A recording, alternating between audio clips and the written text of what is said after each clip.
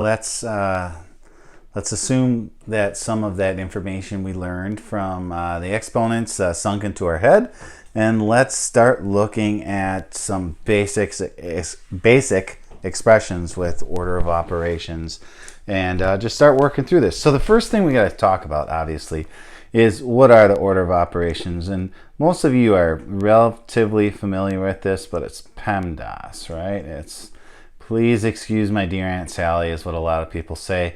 P is your parentheses, E is your exponents, right? When you have something like that. Multiplication, division, addition, and subtraction. And I think it's important to notice that multiplication and division are kind of like together in this, right? It's left to right when you do that. You don't do multiplication before you do division.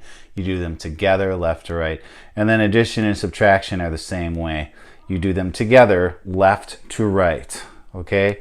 So it could almost be like PEMA, assuming that the D is with the M and that the S is with the A, right? So that's what I want you to make sure. That's one of the bigger mistakes I see people do.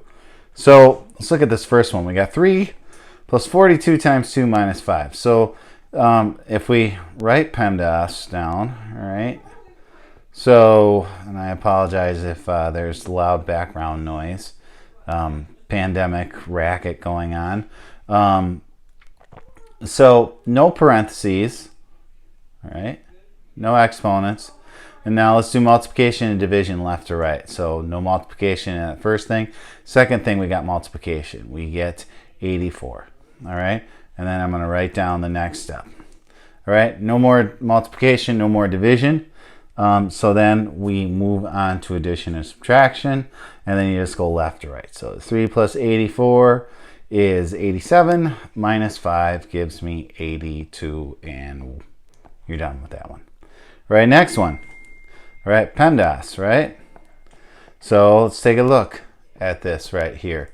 So no parentheses. Let's do our exponents, all right, because we have an exponent right here. So let's take care of that. So we have 20 minus 7 plus, and then 8 squared is 8 times 8, which is 64, all right? And then minus 7 times 11.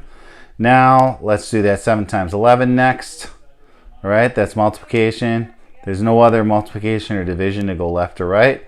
So minus 77. And then you just go left to right. 20 minus 7 is 13. 13 plus 64 is 77. And 77 minus 77 equals a big fat 0.